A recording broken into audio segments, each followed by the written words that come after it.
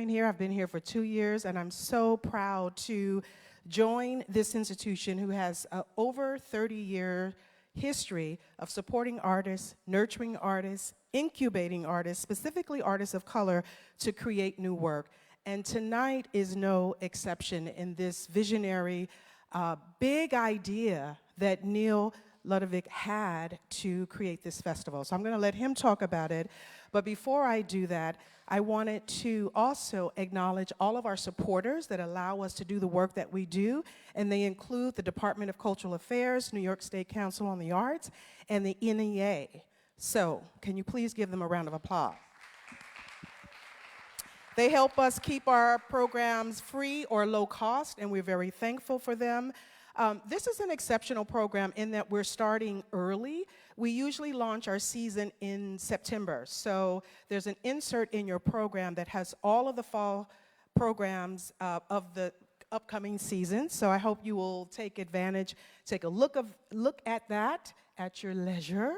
And we look forward to seeing you back. We start in September with a program that is part of our year-long celebration of Afrofuturism. We also will be celebrating the centennial of the Harlem Renaissance and so many other programs. So we want to see you back here soon. Yes? Also, I want to say that prior to coming to Harlem Stage, I was with Summer Stage for 10 years.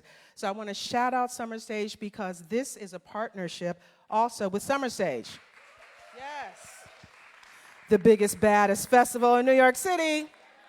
Yes, it is. I'm still very proud of Summer Stage. So they will be hosting, producing part 2 of this program, and that is the concert. So tonight, we're going to listen to and hear from the artists that really center their work around art and activism and social justice and really moving the needle on creating access to the arts and creating opportunities for both artists and audiences to come together to create change in their communities.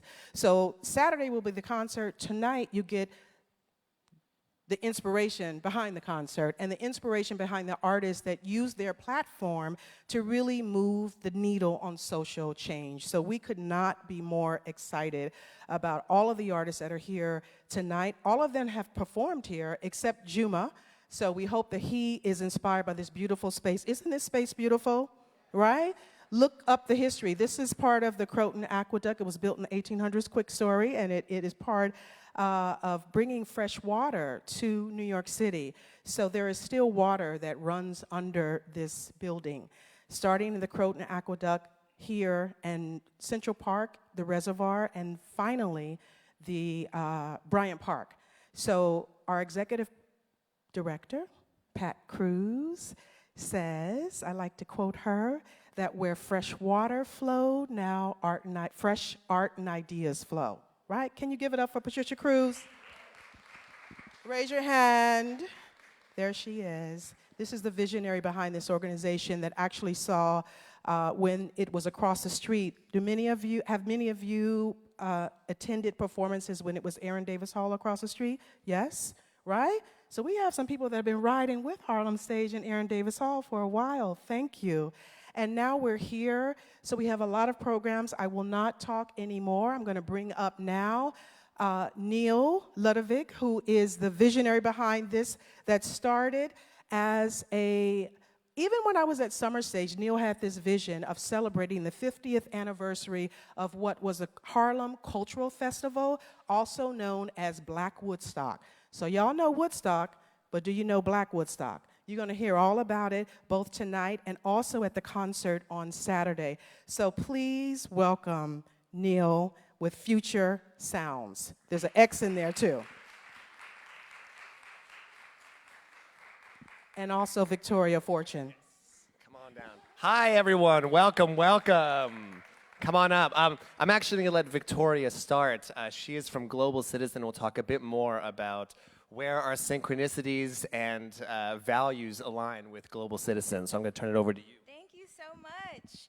Oh, to be young, gifted, and black. That is one of my favorite quotes from Nina Simone. Hello, everyone. What an honor it is to be here. It feels good to be home.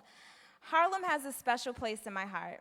It's home to some of my grandfather's most mischievous life events. but it's also home to Black culture, Black resistance, Black excellence, and of course, the Harlem Renaissance. So I'm claiming Harlem as my home tonight, too. Is that okay with you guys? Okay, as we reflect back on Black Woodstock, one of the most legendary festivals in music history taking place right here in Harlem, I'm happy to see that 50 years later, spaces like Future X Sounds, whose goal is to provide artists with a platform to share their messages, and Harlem Stage, an entity that celebrates and preserves the deep legacy of Harlem, exists. Which brings me to why I'm here. I work for Global Citizen, and 8 years ago, Global Citizen Festival was born.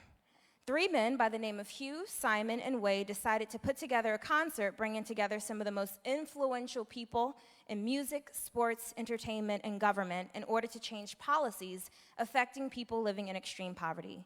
Unlike other events of this magnitude, you can't buy your way in. In order to gain access to the concert, you have to take public action and put pressure on world leaders to change policies impacting people living in extreme poverty.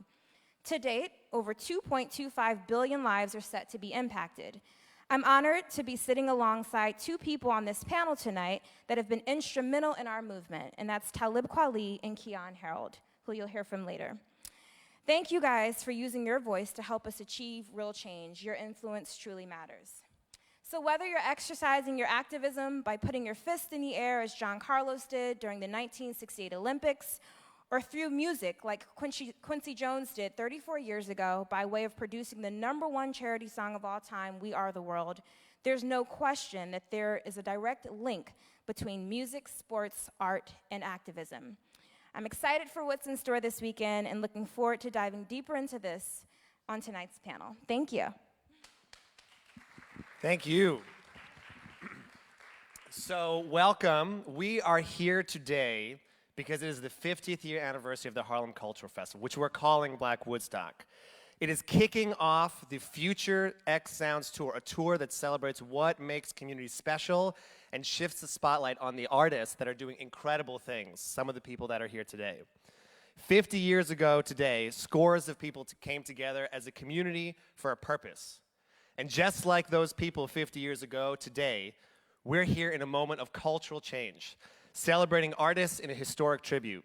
We're also here today because just like them, we're facing major issues that are challenging our civil liberties, our freedoms, and our basic human rights. Community came together. It was hot. Everyone was ready to do it. In fact, 100,000 people were ready to do it. People really thought change could happen, and a spirit of optimism amidst injustices was there. Unfortunately, that event faded into the unknown. And now we find ourselves here again, facing injustices and broken cultures. We feel desensitized, confused, powerless, highly skeptical. Only now we have global connectivity. One thing that happens on one side of the planet and the rest of the country, nay, the world, feels it. We're all feeling it. Massive global frustration, intolerance. Time magazine the other day on the cover said, enough, we're fed up. But frustration is precedent to transformation. And we started hearing that sound 50 years ago. I know oftentimes we're questioning if we can actually make a difference. If everyone thought like you, nobody would go and nobody would know.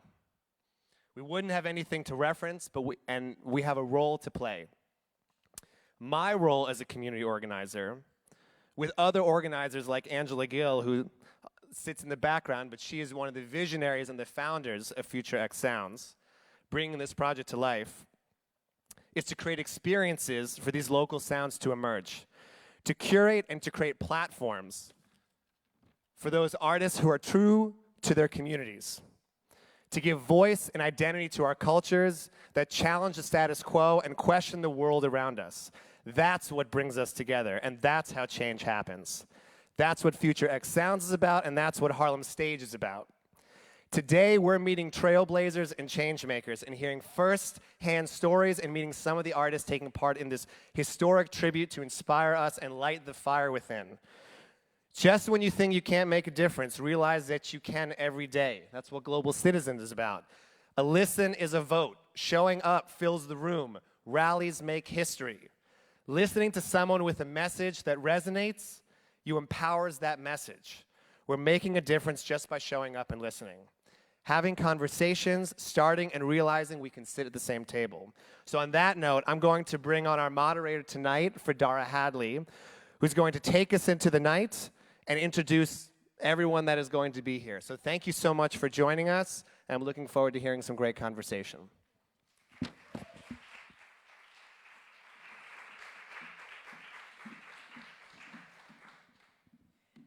Good evening. Okay, we can do a little bit better than that. I'm Southern. Good evening. Okay, thank y'all. Thank you for coming out tonight. We have an extraordinary panel coming up this evening, and we are excited about everyone sharing. You've heard a little taste thus far about the importance of the intersections of art and activism and community, quite honestly. And so if the rest of the panelists would join me on stage, I'd be happy to introduce them. We have Talib, Kweli, Toni, Blackman. You can sit. There are more.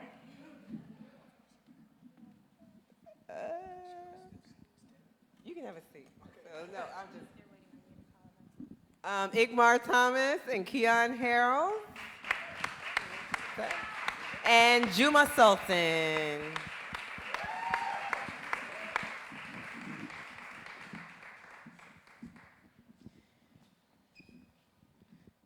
Everyone seated and I was like, do we need another? There we go. Okay. All right, so I want to start, and we can just kind of go down the line, and just to get us all into the room and thinking about, we're here celebrating the 50th anniversary of the Harlem Cultural Festival, and known as Black Woodstock, and there was an excellent piece that came out in the New York Times today. Some of you may have read it already, by the brilliant Daphne A. Brooks, and she wrote this quote, and I think it really gets at the heart of what we're thinking about in terms of why this event is so important, why the intersection of arts, activism, social justice, and community remain important. And she says, and talking about Woodstock, which was its own event, she says, 100 miles to the south of Woodstock, to the south of that sprawling rural rock and roll assembly, Black folks were building their own musical commons. The Harlem Cultural Festival of that year, 1969, which would come to be known as Black Woodstock, had on its surface little in common with the upstate hootenanny. Then she continues, photos from the New York Times archives capture the reverberations of an event that was a casual thing of beauty, where Black folks moved en masse through the streets and into the park, improvisationally responding to one another, forming circles of joy and conviviality and reveling in outdoor leisure. And I think that really sort of gets to the heart of what was created in those events of 1969 and what is going to be so much at the heart of what happens on Saturday. But in that description of what she created in Harlem, what she describes as happening in Harlem in 1969 is the ability to use the popular music heroes of the Black community, B.B. King, Mahalia Jackson, Mavis Staples, all of these luminaries, their own luminaries, to create a space in which people felt free in which to enjoy each other and these stars that they idolize. So I'd like us to hold that sort of sentiment at the center of our conversation, and I'd like to start with our panel, and Juma, I will start with you, please. And just thinking about a couple of things. Why it is always so magical when we put art in accessible spaces where the people can really kind of get to it. These events are free, people can come as they are and enjoy them. You were a part of Woodstock in 1969, and if you could just give us a little taste of that historical context, but also what it feels like to be able to engage people musically where they are. Well, I was at the Woodstock, the original Woodstock, yes, upstate. Unfortunately, I didn't attend the one here at Mount Morris Park back then. But in answering your question, the thing about music, music has a way to bring us together and as a catalyst. And so no matter what your taste in is music, and back in the '69, they had such an eclectic program that it brought people that had their own particular taste of music. Some people came out for slide, some people came out for Mahalia, but it really involved the community as a whole, I believe, here in Harlem. I didn't attend the first one, but I see where it would bring people in different age categories together for the popular and also the older style. So the music is a catalyst to bring people together, because to offer it free like they did here in Harlem, major artists, many people that were there and on the streets at that time could not afford tickets to the Apollo and other venues. And so it was able to bring the community together. And I believe that's what is trying to happen to this day. Keyon, if you would like to add just sort of what and you've played all over the world in all kinds of spaces, can you speak a little bit about what it is like when you're able to play in these kinds of community-oriented spaces where accessibility isn't so much of an issue? Yes, playing all over the world, I mean, the first thing we get pigeonholed into playing for the upper class, people who can actually afford it, but to get to a place to where everybody can come out and experience you, it's a magical thing. You know, just the regular people who can't see you, who want to see you, who actually want to meet you and maybe touch you and just be, you know, in your orbit. It's a very, very good experience, and I'm looking forward to sharing that on Saturday, honestly. And Victoria, we heard you talk a little bit about your work at Global Citizen, and not only are you all thinking about who can come into the space and enjoy these incredible builds of artists, but literally how to make accessibility of the daily needs of life more easily attainable for people all over the world. And so I'd love to hear your thoughts, too, on how Global Citizen has been able to position itself to deal with some of these concerns. I mean, it's baked into our model. Like I mentioned, in order to get into our festival or any of our events, you have to take action, which means you have to put that pressure on that world leader, on that government leader, and make sure that we're holding them accountable. And we do that publicly. And so we leverage the influence of a Keyon Harrold or a Talib Kweli, and we ask them to post and, you know, tweet these tweets to these government leaders, and we have their fans retweet. And that's how we've been able to affect policy. So music plays a huge role in what we do. And again, like Keyon said, we want to make sure that you can see your favorite artist, but it does come with a cost, and that's using your social currency rather than you paying for a ticket. Right. And I think that underscores the point that, you know, it isn't always about money. Right. You know, lots of things are about money, but that is not the only way. Like, you don't have to be a multi-million-dollar philanthropist in order to create change, right? We challenge every person to activate their inner activism.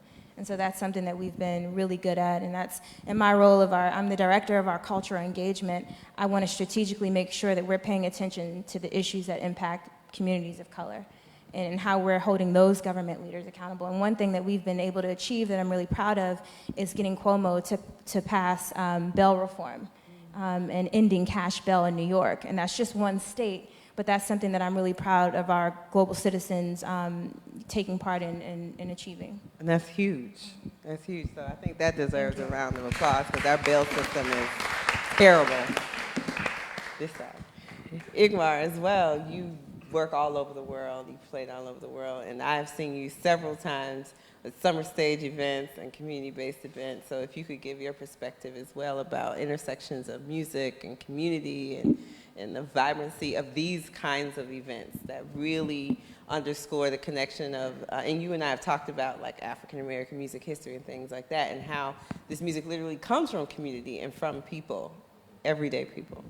Right, it definitely doesn't come from, you know, the trees or something like that, but yeah, it comes from the people, the culture, the communion, the community, unity, understanding, awareness, like just togetherness and actually coming together, as opposed to being isolated on some island somewhere and having these convictions. Maybe you're researching on the internet, but to actually come to a space where people are like-minded as you in a celebratory type of fashion, as well as like something to take home with you, but not so much in how we might be conditioned in the sense of something new to follow, but something that you already have, that internal journey, something you already have in you, and seeing that others at the event share that, and to take that home with you. And if it's not through the charity that is connected to the event, but maybe through something else, there's so many different perspectives, but the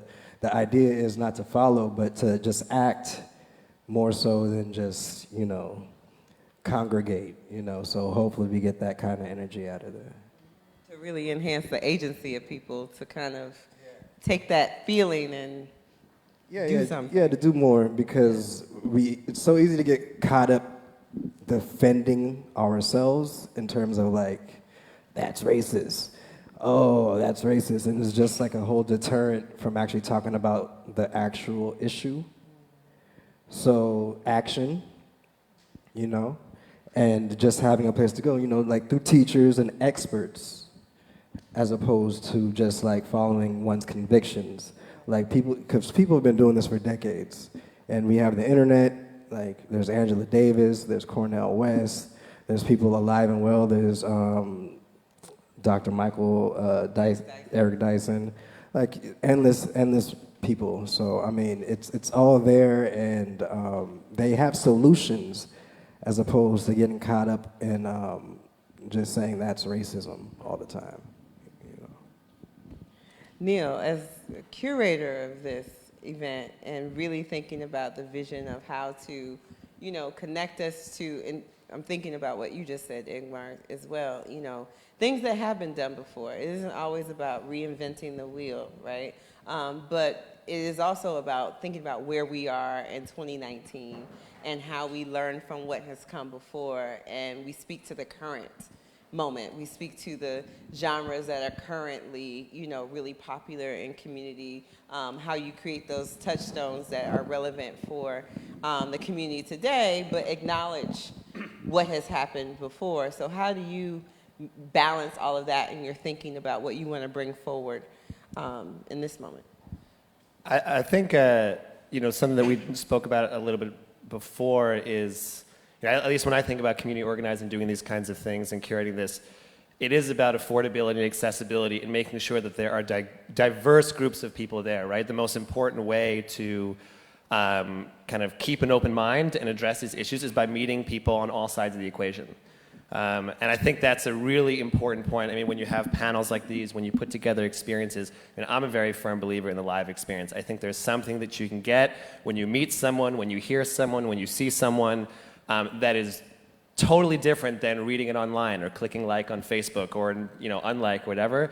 But there is demonstrated, you see and read this all the time, that when people meet people face to face, when people connect with people, and I was just actually listening to a TED Talk that, some of kind of the, I think it was one of the diplomats or something that actually helped moderate the accord between Israel and Palestine. He was talking about the important thing at sitting down at a table with someone and just hearing other people, is that you don't have to necessarily agree with them, but that's a step towards addressing an issue. You don't have to even think that there's a solution going to be had, but sitting down is the first step, and listening and being present is a huge part of it. So when I think about organizing, I think that's the first step.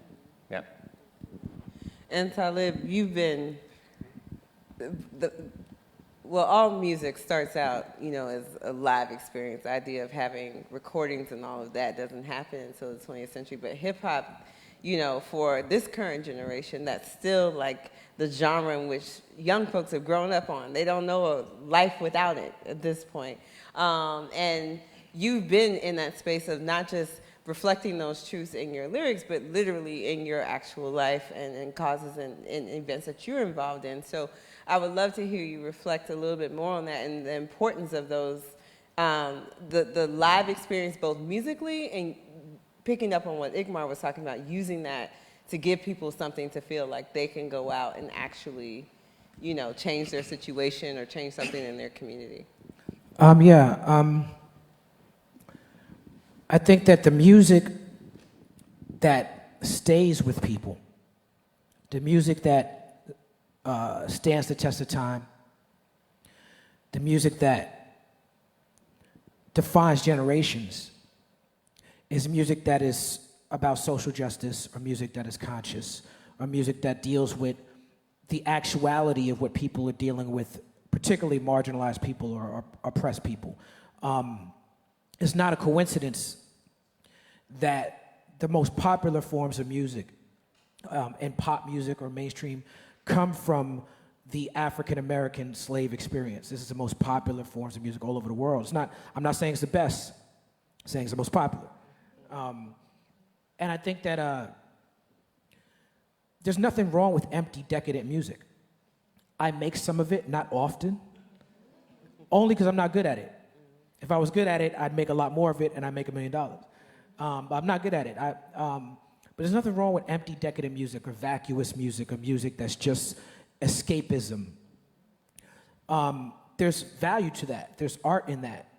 But the music that, you know, we measure our humanity by, the art that we measure ourselves by, is like, you know, the Nina Simones and the Bob Marleys and the Stevie Wonders and the, you know, and people who spoke on the human condition, and it's people who spoke on not just sort of telling how the world is now, like let's get messed up or let's get turned up or let's get lit, but sort of creating a vision for how the world could be. That's the most inspirational music. And so hip-hop music, not just hip-hop, well, for what I do, because you asked specifically about hip-hop, but hip-hop music is social justice, realized and actualized. Even when you hear the most misogynistic, gangster-ass trap rap song, it's someone who is dealing with a lot of pathology and a lot of systemic issues, who's using art and creativity to express themselves, to get them out of that situation.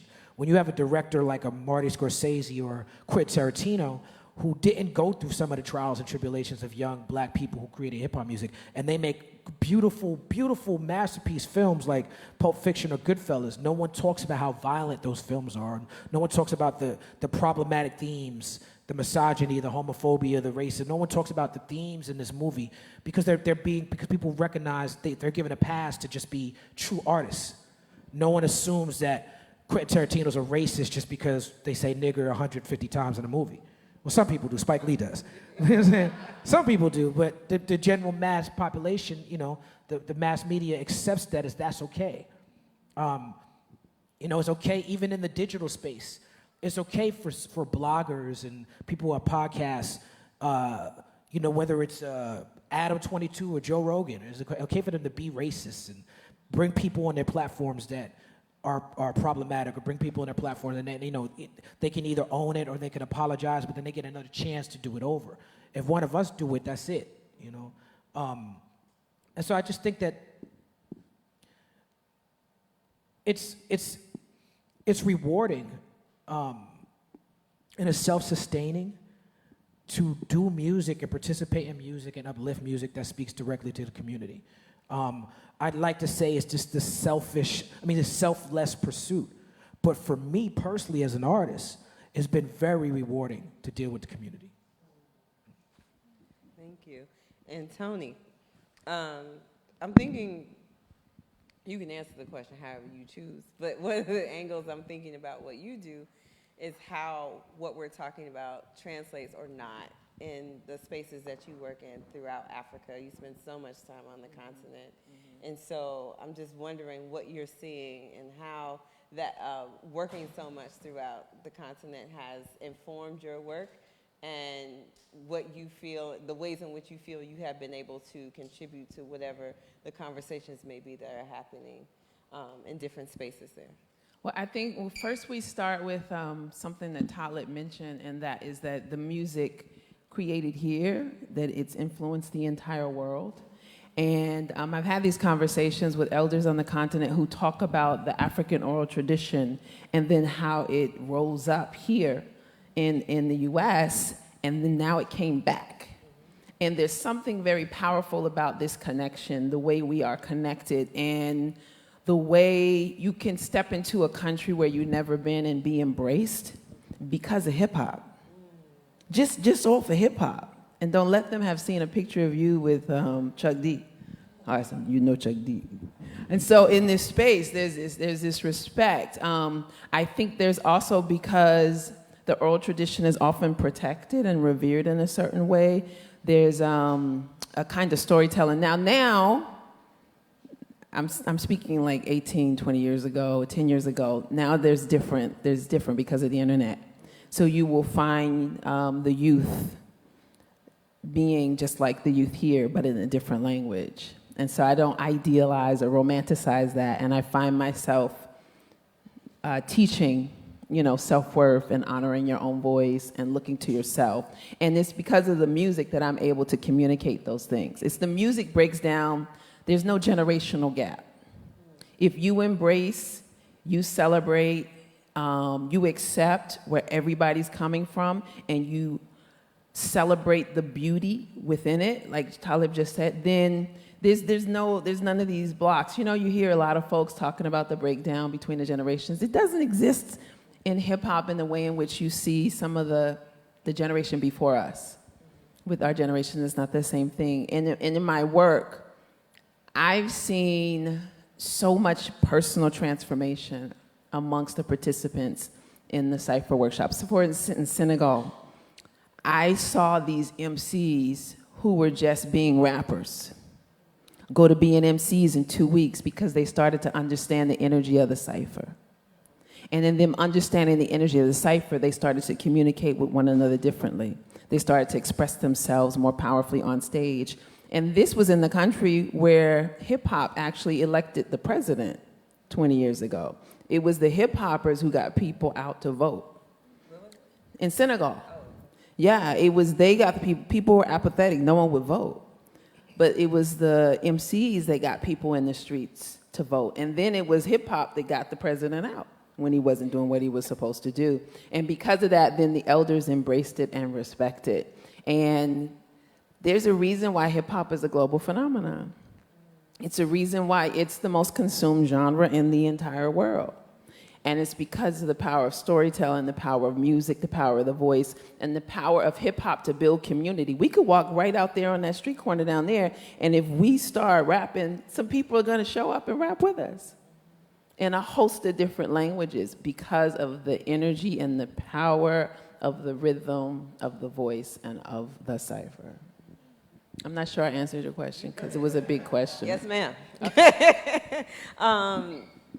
All of the answers that you all gave had my mind like shooting off in lots of different directions.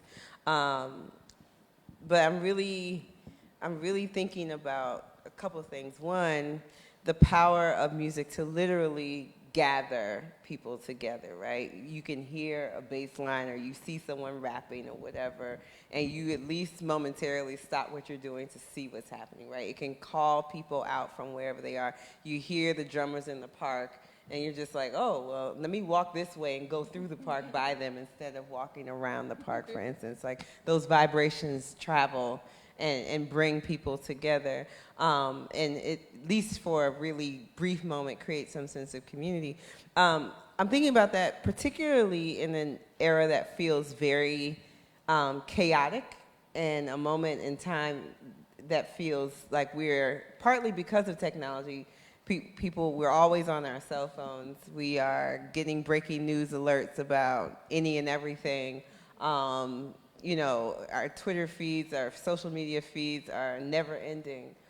Yet music still seems to be a thing that can cut through the noise, right? And create either moments of uplifts or moments of just like, we about to turn up. It can go either way, right? But I wanted to get your thoughts, particularly on what you see in terms of musical landscape, however you define it. And this moment in 2019 when people, lots of us seem to be searching for something, whether it is escapism, as you mentioned, Talib, or something that can give us a little fiber or nourishment to to keep going. So this question is open to everyone, actually. So if anyone, Keyon. I'll start. I was in Detroit this weekend, and I performed at the Detroit Institute of Art in a room that was the mosaic done by Diego Rivera. I did a show, and it was a beautiful concert.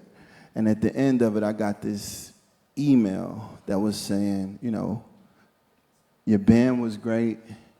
Good luck on your career. You know, I came out for an adventure with my wife until you played this song that you wrote about Mike Brown and Ferguson. You know, everything was perfect. I was on an adventure. But when you come to see my concerts, I'm an artist, and everything about me is in music. My emotions, my wants, my dreams, everything about me is going to come out, and it's going to come through my music. If I do 8 songs and one of them is about, you know, a very real situation, you know, literally the anniversary of Mike Brown being killed. Me being a little boy in Ferguson, I know exactly where he was. I can put myself in that. And I can also imagine my son who's right here, if he didn't come home for whatever reason, I'd be hurt. Now, I share that everywhere I go. So, but this person was shook up. And he said his resentment for what happened in Ferguson was awoken when he heard that song. So I said in that, I did my job.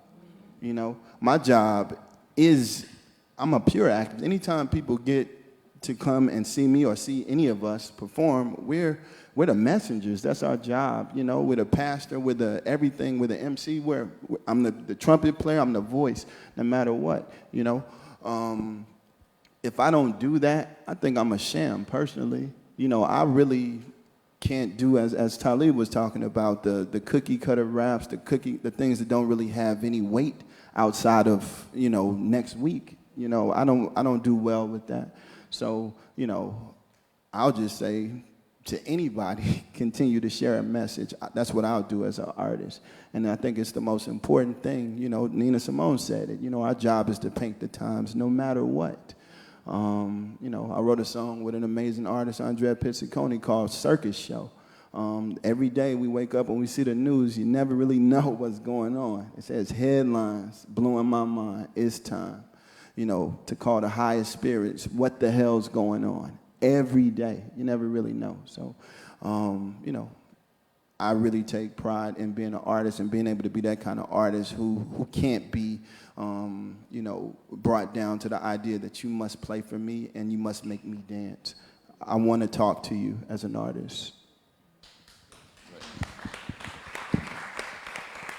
Other answers or feedback?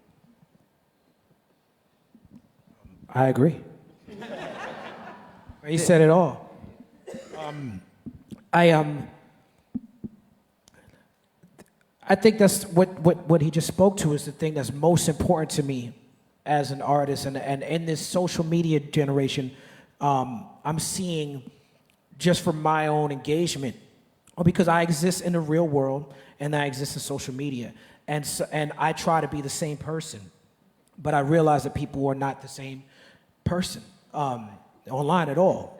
And what I've noticed more often recently is the idea that, you know, we all live in America. We all know about Andy Warhol and the 15 minutes of fame, and in this generation, it's 15 seconds of fame. We all know about celebrity worship.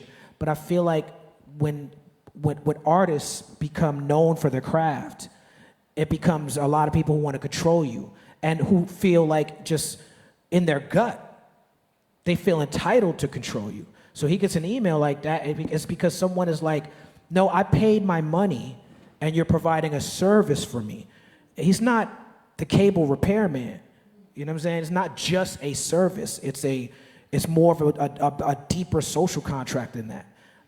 You know, I work with, and I know a lot of artists who get a lot of flack from being, whatever if you want to call them, flighty or not. You know, Igmar, no.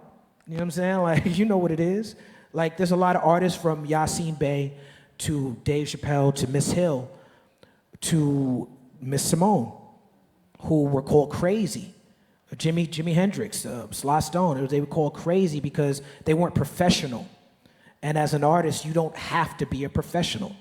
Is a lot of people don't understand that. They get upset at that because, to be real with you, that's an artistic privilege. Most people have to be professionals in a 9 to 5, or else they're going to get fired. You know. But if an artist achieves such a level of artistic purity and clarity of vision, it don't matter whether they show up or not.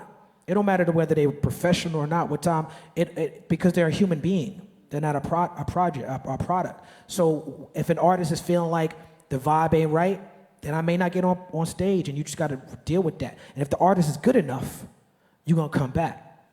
You know what I'm saying? Like, because the artist's job is to to be dangerous, to make you feel uncomfortable. And so he absolutely did his job with that. I was being long-winded, but I speak a lot online, and I've been a supporter of BDS, which is boycott, divest, and sanctions with the Israel-Palestine situation. And I'm a supporter of it not because I don't speak about BDS or Palestine in my shows. I'm not like a big Palestinian activist.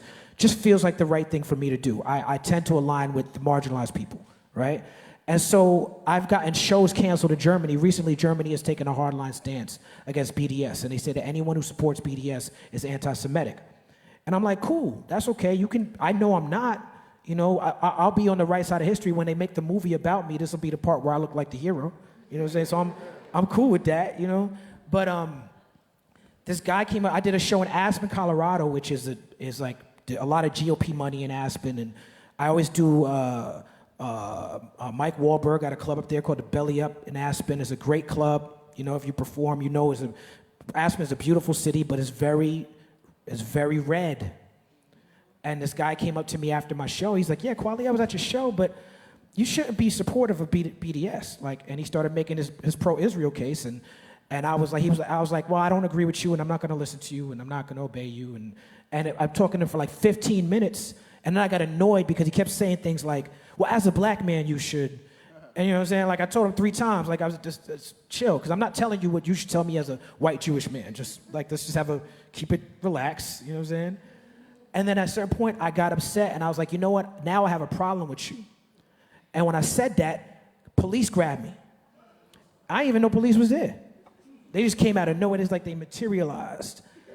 And they grabbed me, and they was like, you want to arrest?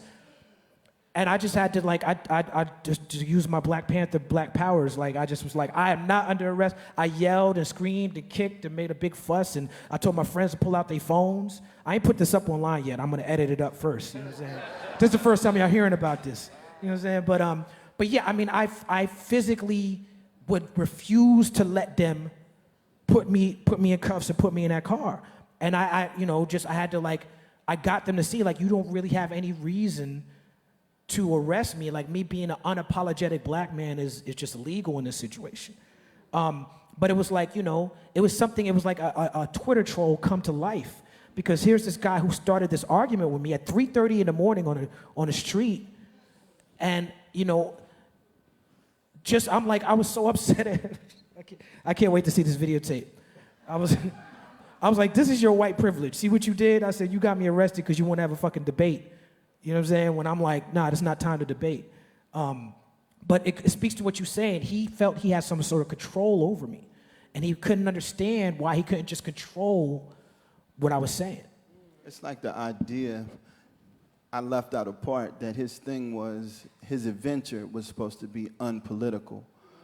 Even our life is political. Everything we see, everything we do, every time we play, it's all political. How can you say that my performance was not supposed to be political? How dare you infringe on his adventure? Oh my God, that's what I said. Oh my God, you know, seriously. It was the epitome of, I'm sorry. No, go ahead. The epitome of entitlement. Yeah. You know, so I did speak to him though. Juma, you were going No, I would just like to say that no matter what genre that you're in, right now we're presently focused on the hip-hop genre, but if you see the music that's like, it's the most potent art form right now, but there are generations that they speak of Nina Simone, they speak of other people, and also you have to think of other musicians like John Coltrane, Sun Ra, I mean, just so many other people. I mean, we can go back to Stephen Fetcher as far as I'm concerned. in terms of art and expression. And so even though the hip-hop expression is the most popular and also the most lucrative financial, it is not only the artistic message. And so other people in here, we have writers on this panel, we have other artists, and well, of course, jazz musicians, rock musicians. And I'm just saying, we have, as artists, we have an obligation. And I listen to the brothers, and I love I love positive messages, okay? Messages that uplift, but you have to reflect the signs of the time. If you're on the streets and you come from the streets and that's what you know, and you're looking for your bootstraps to raise yourself up, I've seen many young people do this, like the gentleman here. But even though it's being the popular art form, you cannot forget your creative, they're talking about the creative energy. So as far as I'm concerned, the creative artists are the prophets and putting the word out now.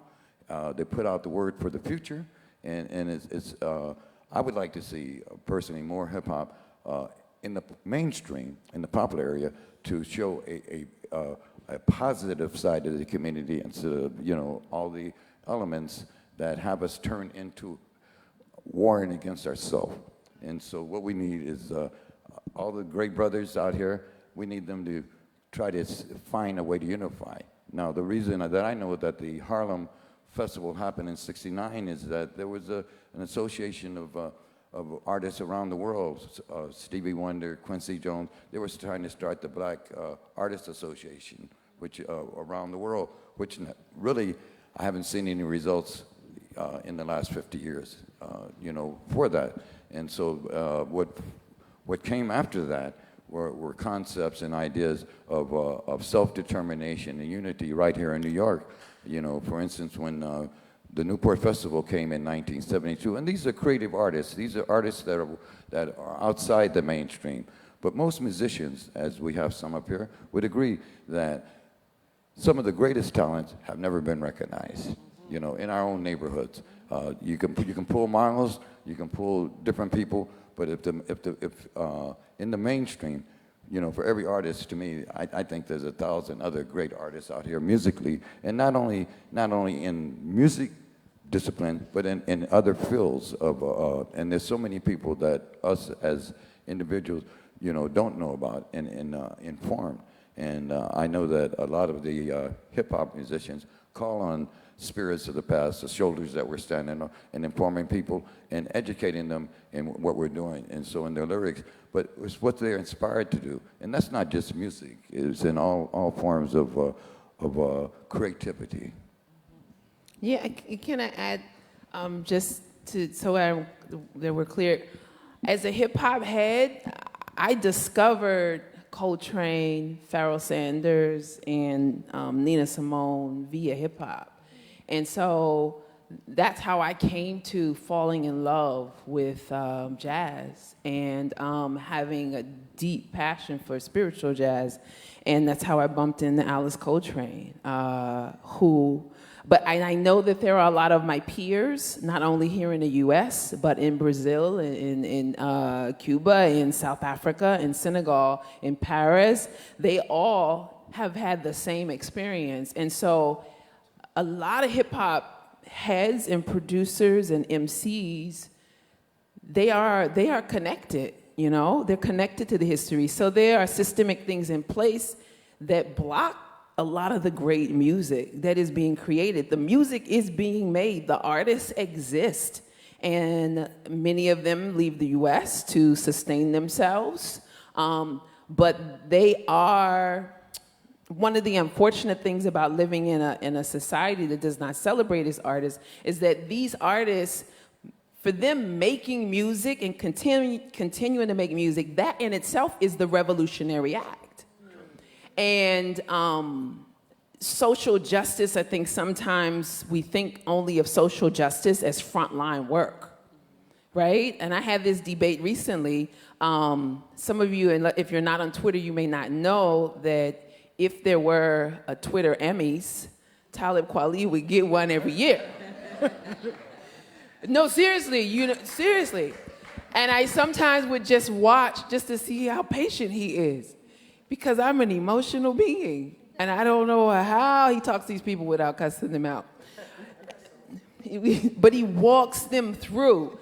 And what I found is that there are younger artists who came from my workshop, I don't know, it's not a school, but my camp, who would observe that and then have a whole different view of what they know of him for his music. And so then they're giving him respect for like 3 or 4 different things.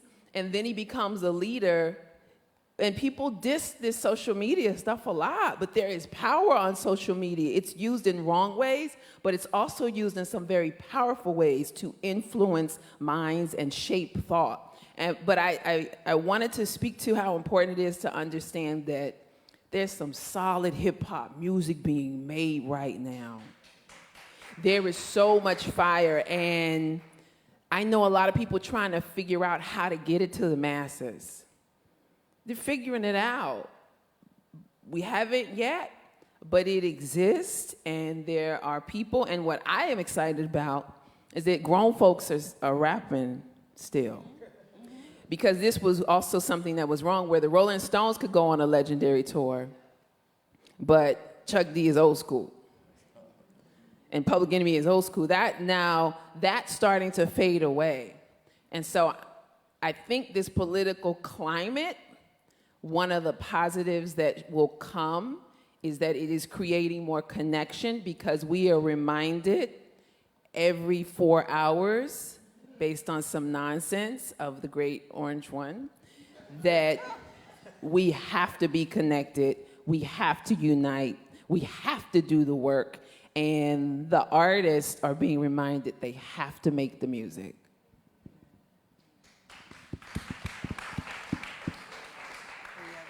Responses?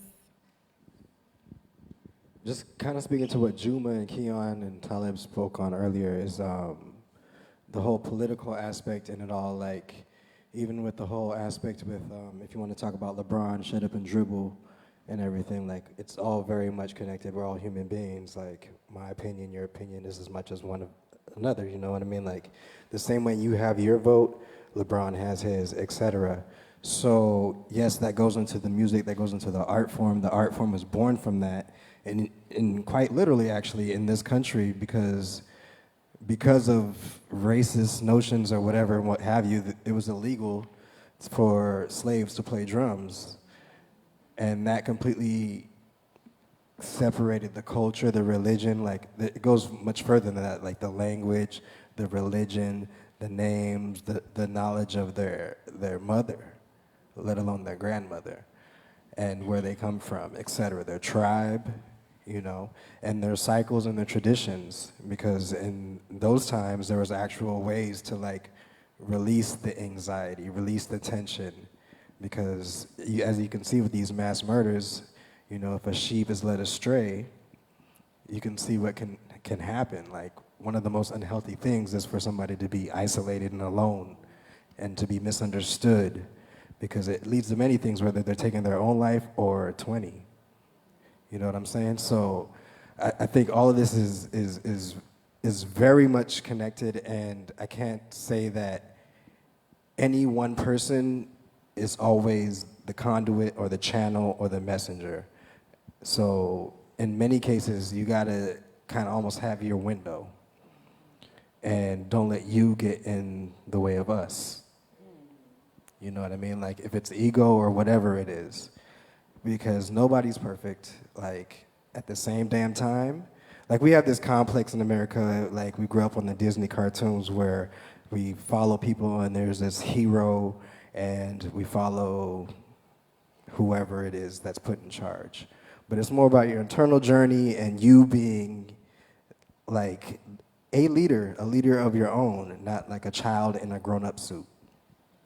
So, like, we got to pay attention to gurus, teachers, experts, people that have been doing this. It's suppressed, but the knowledge is there. So a strong realization is that, what I said earlier, is that the genteel and the gangster can exist in the same person at the same damn time. So you got to acknowledge that. Like, how many times is the whistleblower complicit? It's usually the person that took part of it and was like, all right, I had enough. You know what I mean? How many times is the Crip the person that scares you straight? You know, it takes the person that's been through it to actually get you through it. So, like, if you could put the judgment and the ego and the pride and the excuses, the complaints, you know, criticism, which is very lazy, put that aside, be morals, have a bottom line and stick to it, and realize that you can also be in the way. And then just follow that path. I feel like that is a way, but just have perspective, because all things can be true. Like, bad things and good things can be true at the same time. So, like, let's not get distracted with judging people or being judged and be like, hey, enough of the childish games. Like, this is what we're here for. You know, these people in Flint can't drink water. You know what I mean? Like, these people in Puerto Rico, these people in El Paso, you know? Like, there's so many examples. So, like, don't get distracted by the he say, she say, red, blue, like, everything that Trump is saying on Twitter. Like, it's the actual issues, and then taking that away from the togetherness. You know what I mean? Because if you go online, it is a bunch of, like, distractions and wasting time. But, like, if you could stay focused and not get distracted, and nobody's perfect. We are all human. You know what I mean? I'm no example. I'm just a humble person, and the more I learn is the more I realize that I am a fool. So, I mean, take that, and, like, we have our bottom line, and we can get through this together. That's another reason why this festival is important. Is Igmar's talking about these distractions. When the music shows up, we get together. Then legends, Juma shows up, right? And I'm like, oh, you're Juma, right? And he's in the building. And so then we get to have this intergenerational experience and conversation when, if we're absorbed in the distractions and getting caught up every time that guy tweets, you know, not you, that guy tweets some stuff, then we lose focus on the mission, the goal, and the liberation of our people and other people around the world. And just kind of piggybacking, I mean, on those 2 points, I mean, a huge part of it is keeping the knowledge alive, right? It's, you know, you think about when communities are changing, and that's one of the reasons why I was interested, you know, and we're putting this together, is, I mean, communities like Harlem have such a rich history, and they're gentrifying, they're changing, and gentrification is displacement, right? It's physical displacement, it's financial displacement, and, you know, those things, I mean, the people with the money, the people with the properties, they have the most thing, but the most say in that. But when you think about social displacement, and that's retaining the identity of this place and making sure to remember those things, that's the things that can kind of positively impact. It's when someone moves into the neighborhood and understands that there's a drum circle in the park and buys that $2.5 million brownstone and doesn't complain about the drums that have been in the park for 50 years. Right, and actually That's understands happening. why. Yeah, that is actually happening At the park we're performing at. Yeah, this and week. it's ridiculous, because that's one of the reasons why your brownstone's worth that much, to begin with, right? Like, because there's such a rich culture and history there that, you know, protest and, you know, learning people that had something to say and found a different way to say it. So I think, you know, making sure to recognize these kinds of things, whether through music or through get-togethers and protests and rallies, I mean, that's what it's about. Yeah, and if I can, I want to connect, Neal, what you were saying with what you were saying, Keyon, about it's all political in a certain sense. A couple years ago, I wrote an article called In Defense of Loud Black Summers. And in that piece, I was talking about literally, neighborhoods have soundscapes to them. We define the suburbs by its absence of sound. A lot of times we talk about how quiet it is. If you live in Washington Heights, it's lit all the time. And we talk about how it's turned up and it's fun all the time. And so we have these, there was a woman who lived in Washington Heights, and she was from Ohio, a white woman from Ohio, moved to Washington Heights, and labeled herself a noise victim in Washington Heights. It was in the New York Daily News. I did not make it up. But the point here is that, Neal, what you were saying, you arrive in the community, and the community has already been happening. It's been doing what it's been doing for 50, 60, 70 years. And and she called 311 on a kid who had a boombox and all of this and that kind of thing. And it's kind of, blew up on Twitter, and this was a couple years ago. And, it's really easy to be dismissive of things like that until we remember, and I said this in the article as well, that a young kid like Jordan Davis was shot and killed because he was riding with his friends in Jacksonville, Florida, and his music was too loud, right? And so the ways in which we allow, in the context of gentrification especially, the making of music and what is deemed in both public and private space, and that music being demarcated instead as noise or nuisance, it becomes a site of over-policing and just sort of, at the most and at the least, something that is unwanted, right?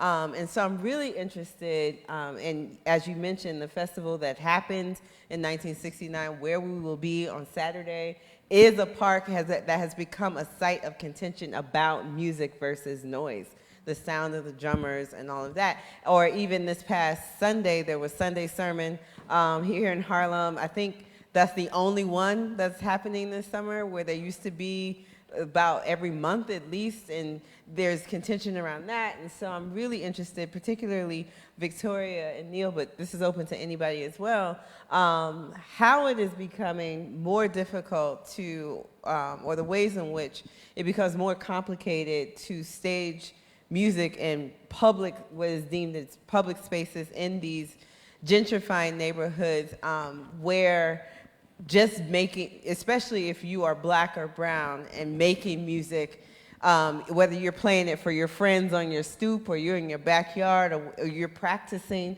in your apartment, it can become this huge source of contention. Juma. Well, I can speak on that somewhat, because in 1972 and 1973, we had like 5 borough festivals, and we played in parks, museums, anywhere that we can organize. And what you're talking about is just cultural differences. See, people from other culture will move into, like Harlem. I want to take you back to the Renaissance, the Harlem Renaissance, that people forget that. I know that today's topic is basically about hip-hop, but it's open to whatever you want it to well, be. I'm only saying that if we go back, I don't want to go back to the plantation, because it'd take too long, okay? But if we just go back to the Harlem Renaissance, and the focus was not just on music. It all went together. See, because the artists, everybody, just like we're sitting here, would sit around, would hang out, painters, writers. I don't go that far back myself, but through history and through the years, it has happened. So the emphasis here is on, like everyone's talking about hip hop, but in those days, you had musicians that never wrote lyrics, but the music still communicated. And so these type of things we cannot forget.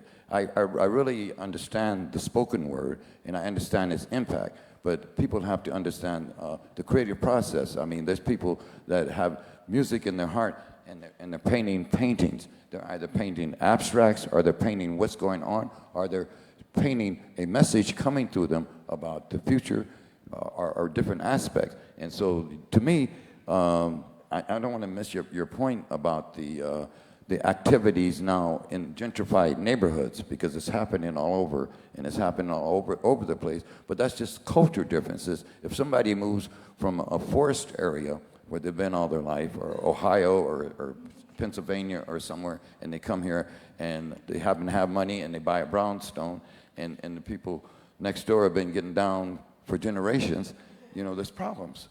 So I don't know how you balance that off, other than what they do is call the police, and usually the black guy gets arrested.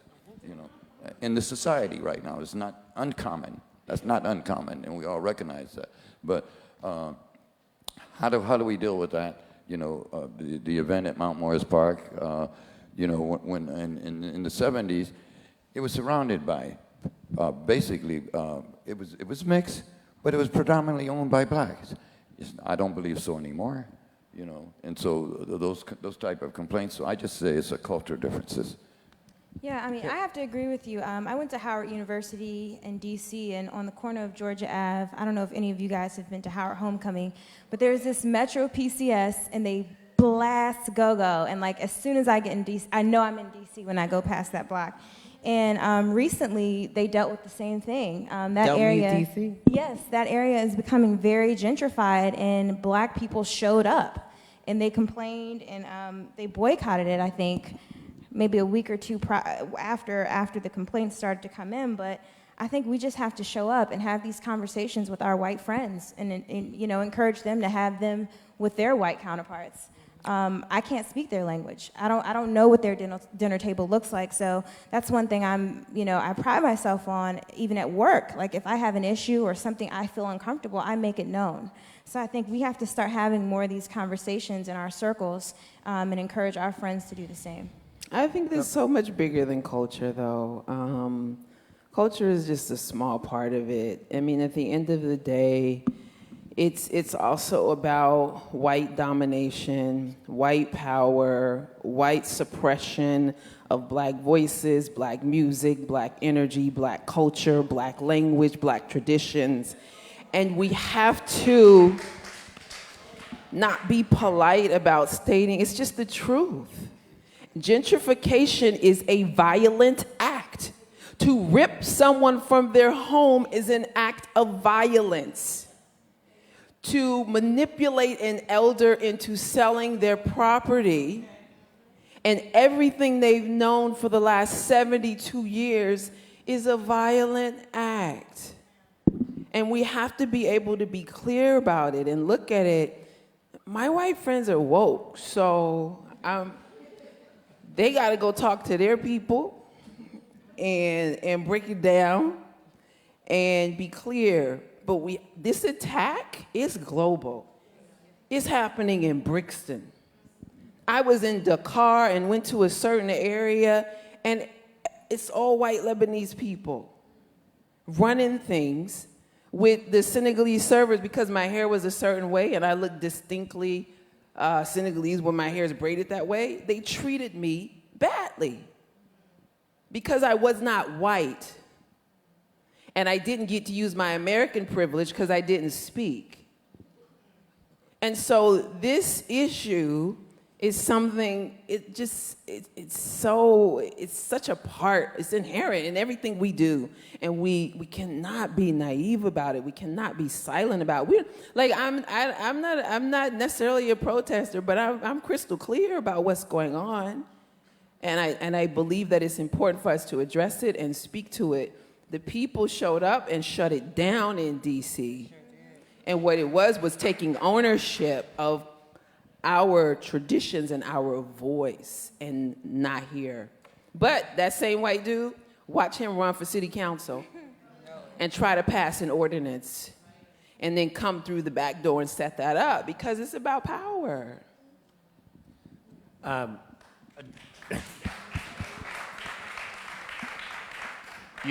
Addressing both the question and piggybacking on what you said, I mean, I'm not from Harlem. I came into Harlem as a newcomer, and it's a place I wanted to learn about the community. I'm a musician, I'm an artist, and I grew up everywhere my family plays music. So coming there, that was a dream, and trying to put this together came out of my own personal frustration of there not being enough opportunities and recognition of that, right? As that community is changing. A huge part of actually putting it together was for 2, 3, 4, the entire time for Harlem Arts Festival when I did that, is just sitting and listening from the people that lived there for 40 years, for the people that had programmed and curated and had been stakeholders and were there through the crack epidemic. Were there when everything was totally different, and I am, a privileged person coming in and reaping the benefits off of that. And that took a lot of sitting down, and just to internalize that over and over. I remember an issue when we had, he's now the councilman, but Senator Perkins, he said, hey, you need to understand what position you're in. And that was a very big statement to me, because he was saying, what kind of example does it set as you, as a white person trying to lead Harlem Arts Festival? And that was a very real conversation for me to think, what can I do? And the biggest thing that for me is finding finding where I can sit that I can be most supportive so I can continue to be part of that conversation and facilitate these kinds of necessary conversations. But, kind of alluding to what you were saying earlier, and it was a comment that one of the people from yesterday's conversation said, is that white people right now are kind of in survival mode. There's a big shift right now because things are becoming more prevalent, more present. You can record, like these issues are, they're there. So figuring out how to navigate that conversation, I think, for me, just on a personal level, is I'm interested in being community organizers, and my experience has taught me to listen, but not everyone is ready for that.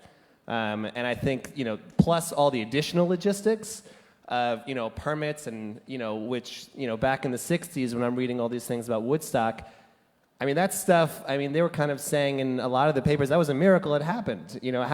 People didn't know what was truly going on at that festival. It kind of just was fortuitous in nature that everything kind of came together to create this so-called perfect festival and event. But I think what the barriers to entry to navigate that and put these kinds of events together to have real conversations is becoming more difficult. But it comes down to listening to each other, and that's important for as communities change and any issue that we're trying to talk about. Any other? One thing I thought was funny, a book she recommended to me, it's basically, what was it, like the history of Black... African American music, an introduction. Yeah. The music that is always put forth from the diaspora, and at this point they're talking about the plantation Juma. I'm going back there. The shrieks, they were described as, the adjectives they used were, they said the slaves were shrieking in the field, and they were wailing, they're complaining, or maybe like it sounded like a woman in labor, and all of these sounds later became known to be like Negro spirituals, chants, field hollers, chain gang songs, like all of these things. And throughout time, it's consistent. Nothing new is under the sun, or whatever the saying is. But basically, throughout time, it just keeps on repeating itself. So even if you fast forward to 2019, this weekend, August 17th, they always have a drum circle with djembes. You guys know the African drum, the djembe? That's been going on for decades.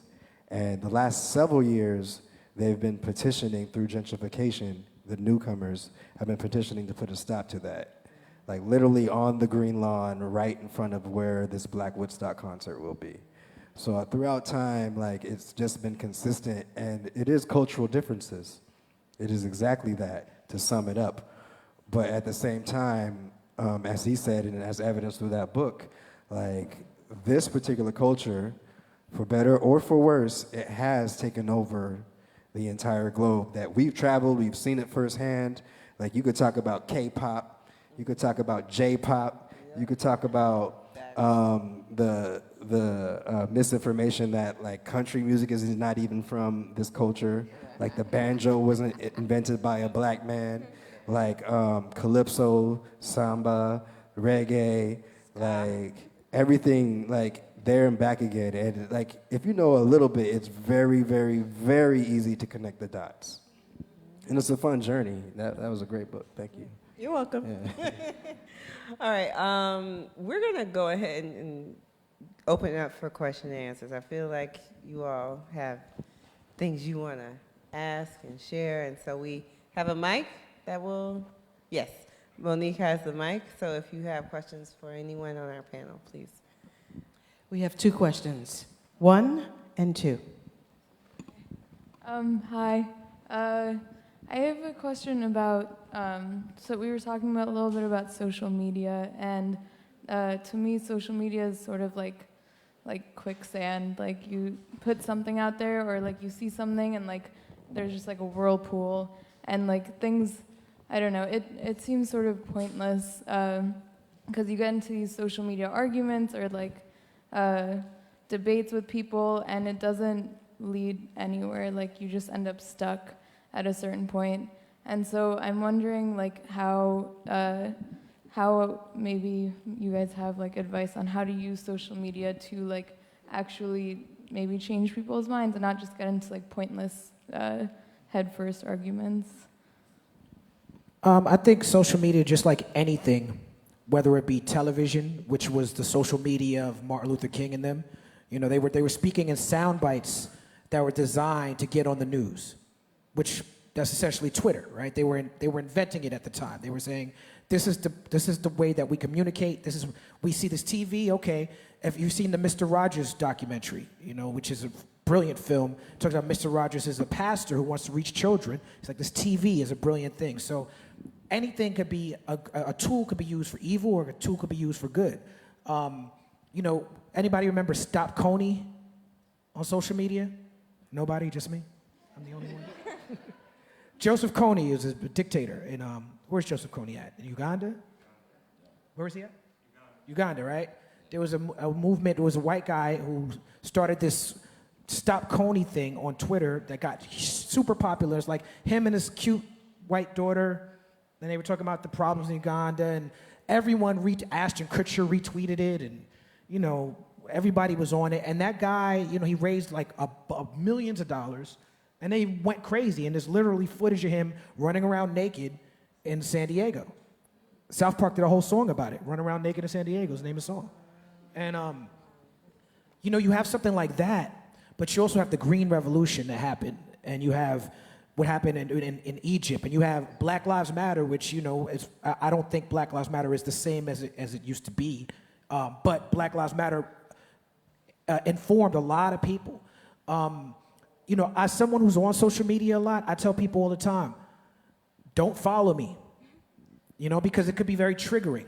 It could be very upsetting. The conversations, the arguments, the debates, the engagement I have, I'm uniquely built to do that. And I have found a strategy and a tactic to whereas it's rewarding to me. So I'm able to make a point, direct someone to my bookstore. Make a point, direct someone to my website. Make a point, argue with somebody, turn that argument into a way to promote my show. And because that's how I engage. But unless you have a business or you're a media person, that may not be your way to do it. That might not be for you. I think that like any tool, if you're not careful with it, if you're just being frivolous, if you're just arguing, yeah, there is no point to it. But when I speak to people online, I'm not speaking, but when I'm like, looks like I'm arguing with a white supremacist, I don't care about saving his soul. I'm not there to change his mind. I'm not trying to bring him around to my side. None of that. I'm there to confront, expose, and destroy. And that's it. I don't care about how he feels about it. Right? So I'm not speaking to him, I'm speaking through him. And I'm speaking through him to the millions of people who don't have my voice, who don't have my platform, who see what he's saying and maybe don't have the information or resources to respond, but they see what I'm saying and not give him a link to, you know, what Patrice Cullors said, or I give him a link to what Mark Lamont Hill said, or I give him a link, and it's like we're creating these communities. And the other thing I'll say is me personally as a human being, because I choose to interact, I've grown as a person tremendously because of intersectionality. That's something that I learned about on Twitter 10 years ago. The idea that I'm working in solidarity with other marginalized people, and I learned the language of their communities. I learned how to deal with LGBT people, how to deal with trans people, I stopped saying retarded on Twitter, because people told me it was ableist, and I had to question myself because I used that word in my lyrics before. So just me engaging with other communities, other people, and because my intention is to troll, you know, then there's no virtue in that. There's no value to that, because if you're just trying to troll people on Twitter, or Facebook or wherever, the end result is it always ends up in harm or destruction or chaos or lying. And I say that because we're dismissive of the stuff on Twitter, and we're dismissive of this guy Patrick out in Kentucky who wrote all this stuff online, and then he drove 9 hours to El Paso and murdered people, and he said he was going to do it. Robert Bowers told us what he was going to do. The kid down in Parkland, he told us what he was going to do. The incel in Dayton, he told us what he was going to do. But everyone said, that's just trolling. Don't take it seriously. Donald Trump, when he was running for president, he retweeted neo-Nazi 75 times on the campaign trail. I only know this because Fortune magazine did an article on it. I was shocked and appalled. Nobody else picked it up. Nobody else picked it up because in May 2016, the mass media said Trump can't win. He's just trolling. Ignore that. We spend all our time. I took an Uber here. I'm going to order some Grubhub later. I might order some stuff from Amazon later. Who knows? We spend all our time online, but when we're dealing with bigotry and hatred, people say ignore that. But the right wing, Steve Bannon and Milo and all them, they're going to war on social media. They're creating accounts. People say Russian bots, and yeah, there's some Russian bots out there too, but that could be dismissive because you're not always dealing with a bot. You might be dealing with someone who really might mean what they say. I was being long-winded, but that's perfect. I think to also answer your question. Oh, but just one more thing. It means nothing if you don't do the work in the flesh on the ground. So you have to pair it. If you're just online, and some people don't have the privilege to go out. Some people are disabled. Some people just can't get out of their house. Some people don't have the resources. But if you're also not participating in some other activism, if you're just like, yeah, Scott, and you're just, I clicked a like on Facebook and now I'm an activist, it's not that. But you have to also be doing the work in your real life. But I'm sorry, I didn't mean to cut you. No problem. I think also to answer your question, you really just have to know yourself. And I think that boils down to everything that you're saying. Like my 9 to 5, social media is everything. I mean, that's how we get policies changed. But my personal life, I've deactivated my social media account in December because I was going to bed thinking about something I just saw on Instagram, and I'm like, this is crazy. And so I just needed some time to go on a spiritual cleanse and just be more mindful of what I'm putting inside of me, not just inside of my body, but inside of my head. So you just really have to know who you are. If you're up all night thinking about a post that somebody left on social media, that might be a problem. And it was a problem for me. I was going through a very rough year last year, and I kept seeing posts that would trigger me. Seeing my Black African-American brothers die and seeing that on social media, that clip play over and over, I was having nightmares about that. And so I completely removed myself. So I think for you, you just have to get to know yourself. Can you handle it? And if it's too much, remove yourself. Victoria, that right there is gold. That right there is everything. Because I would remove myself off and on and come back because there was a pull. I thought it was just an addiction, but I ended up using social media for my own personal healing. I went through a severe burnout in 2016 in the fall, like on my back, thought I was going to die because I was trying to save the world and save hip-hop. And then I realized, maybe I should save myself. And I shared my burnout recovery publicly. And the number of emails and inboxes and DMs I got from people who I did not know made me realize the power. And so now I use it very intentionally, with a few jokes in there, but I'm very intentional to share my healing process as a woman, as a Black woman, as a woman artist, as a hip-hop head, and people are so moved by it, like touched by it. Because I get inboxes 3 or 4 times a week, and the stuff women admit to me, they don't know me. But it's fascinating, and it actually has sparked the direction in I do hip-hop meditation music most of the time when I'm recording, and I've surrendered to wanting to make inspirational music. Like Keyon was talking, he was that firm. I've been so indecisive that I haven't even been able to produce any good art in 12 years. But now I'm like, clear, this is what I do. And so then these other people inboxing me, asking for it, but it was the social media that helped me reach this point of clarity, and through me, and what it's done is it's empowered me. I'm a better listener. I'm less afraid of what people think about what I'm gonna say. I'm not seeking approval, and I'm able to be transparent and vulnerable without fear. That took place on social media. Yeah. Just kind of what I'm hearing, and it's something that I agree with, is it has to do with intention. And it sounds like every single, all 3 of you that just spoke took a time away from social media, whether by choice or because of burnout, to kind of identify what that intention was, right? Whether it's for career, whether it's for self-growth, whether it's for whatever. Yeah, I've done the same thing. But I think to actually have an impact, if you understand your identity and what you're trying to get out of it, that will make the most impact. If you're trying to change people's minds or not, if you're very clear in your direction, that'll steer you right. I think it's all balance. It's all balance. It's moderation. it's intention. Like, it's anything else, like if you smoke too much, what's gonna happen? If you eat too much, what's gonna happen? If you, I don't know, drink too much water, you'll probably drown, I suppose. But but the bigger point is your intention and the balance of it. And I think the biggest misconception is trying to receive some kind of validation out of that. It's a lot of things of like false eloquence. You might think it means something in that moment, but it really doesn't mean shit. At the end of your life, none of those things are fleeting. It means nothing, especially to, I don't have any, but to somebody who has children and a family of their own. Like, it's very easy to connect to somebody who might be older in life. Like, it's your art, it's your connection, it's these things, and it's a tool. I am an artist. I might be one of the few on here that actually I don't even really use it. The only thing I have, I deleted everything off.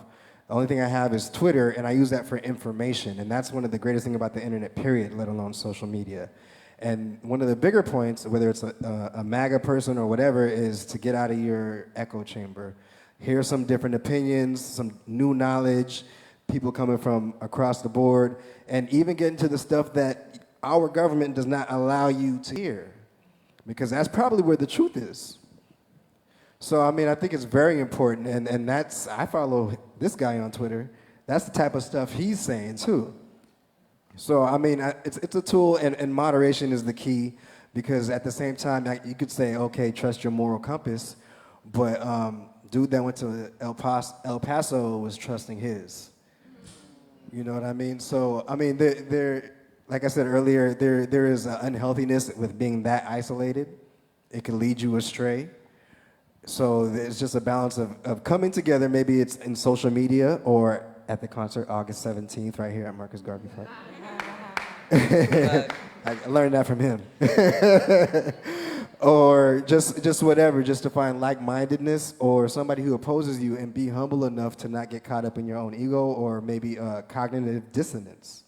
You know, somebody that might rock your core, that might fuck up your whole foundation. Like, I yearn for that.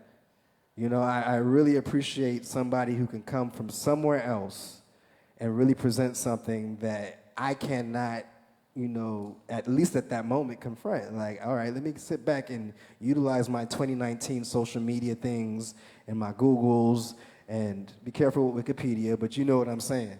Like, it's all there. So it's just balance, you know, and be able to discern from opinions and comments and all these things. It's entertainment. That's funny, that's good, but like there's actual danger, as we've been talking about, within these actual opinions as well. We have time for one more. This is for Mr. Juma. You mentioned about missing the Black Woodstock, but you played upstate. Now, that is right. Yeah. How can I put this? During your set, Jimmy stepped back and he played homage to Curtis Mayfield, a very social conscious artist. But for some reason, the world, for the last 50 years, never hears these three songs, as the state blocks it every time they release a Woodstock collection. Is it political or artistic or money, you know?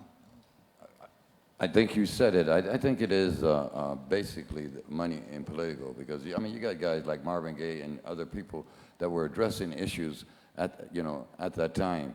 So you have to realize that in the mainstream, they are exercising control. I don't care. People are talking about the social media. In answer to her question, one advantage of the social media is that you can get your message out to millions of people around the world. I won't say instantly, because I'm not that aware, but with information. But in answer to your question, there are certain messages that were there, and certain sounds. See, because there's certain music that you listen to now that is as fresh as it was the day it was made, 50 years ago, or 30 years ago, or yesterday. You know, I mean, the sound is fresh. So some of the things that you're talking about, in answer to your question, I just think that it's it could be contractual. It could be, because they like to bury unique things, just like they buried the treasure, all the way from the brother talking about the plantation and how people communicated, from the earliest days to all before we were given instruments, and how as they say, if you were caught here in America playing drums, you'd cut your hands off. Where in Trinidad, it was different. You know, in Jamaica, people were allowed instruments and allowed part of their tradition. But that's not answering your question, sir. So, well, I played. In fact, I'm leaving here tomorrow to go to a concert where they have eight bands, including a Sly. The drummer from Sly's, he has a very good band. They played last weekend, and it's called We. But they have, you know, the musicians, 8 of the bands that were at the original festival. So yes, I play African percussion, but I played African percussion most of my life from about 9 years old. But my real instrument is upright bass. I'm a jazz bassist. I came to New York as a jazz bassist in 1966. So. And I played with many groups, and because I came from the new era in the so-called avant-garde, that's what attracted Hendrix to the sounds, because he had ideas. So the management wasn't against it, and that's why the group did not exist, and it morphed into many other areas, you know, because of management. But as far as the creative process and what they wanted to do, sometimes it's not a compromise. Sometimes you just have to walk the line if you want to stay, you know, in power. Well, are we? Okay. All right. So I want to thank you all for your questions and your comments and your attention. And can you please join me in thanking our incredible panel?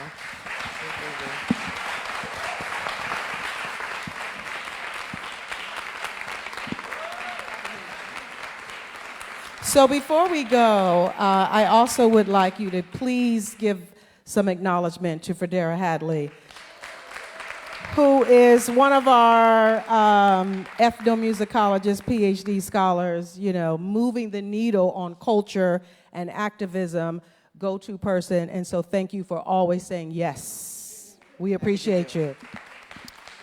To lean into difficult conversations is not an easy task, and to tie it to art, which we love, and we love to turn up and have a good time.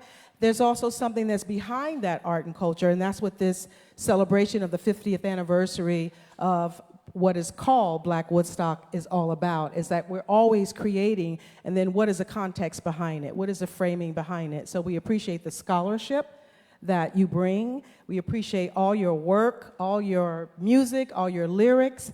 And I wanted to also say that we have, although the concert on Saturday is free, it's open to the public, there's no barriers, we do have some, we've selected from those people randomly who will get VIP seating, right? Because Summer Stage does have some VIP seating. So I'm going to call your names out, and you're going to receive an email. If you're not here, we're going to keep going down the list. Steve Kilpatrick. Yup. Kendra Stewart. Erica Jones. Hey. Can you say yeah? Okay, thank you. This is like Price is Right. Ginger Chin. Lene Vaughn. Stephen Gray. Hey. Kidan Yikza. Did I pronounce that right? Okay. Navita Aurora. Hey. Wanda Suero. Nakia James Jenkins. Madeline Arnstein. Ashley Washington. Joseph Powell. Hey. Yeah.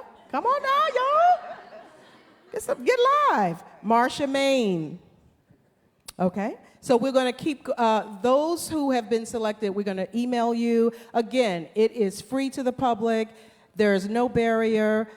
I also wanted to ask Neal if you could acknowledge the wonderful people who are live streaming this event so that we can give them some props. So thank you, the woman in the back, Nikki and Tariq. They're from Hybrid Music. Give them a round of applause because they are incredible. So this is the kickoff to actually what we're doing. We're actually celebrating what makes community special in other cities too. We're doing LA and Philly. In LA, it's with Layla Hathaway, and she's hosting and curating that whole show with Gwen Bunn and Justice West and Battle Cat. It's all LA people, and Philly with James Poyser and Jaleel Shaw and Cosmo Baker. I mean, it's really and Spanky, who's actually going to be performing tomorrow. But hybrid. For 2 days, yeah. In 2 days, right. But hybrid music is coming with us along the way. The work that they do, highlighting the incredible music that many of the artists that are here today do, and have strong messages in their work. Definitely check out their website, hybridmusic.com. It's really incredible stuff. We also have an event tomorrow night, the VIP opening night at Solomon and Cuff. So definitely check it out. Some of the artists that are going to be performing on Saturday are going to be there, and it's definitely worth coming. Storm and Norman from Sunday's Sermon is going to be spinning on the decks, so it will be a party not to be missed. And we also have some flyers that Paola here, hold up, that has all of the information for Summer Stage, including Saturday's concert, as well as next week at Charlie Parker Jazz Festival.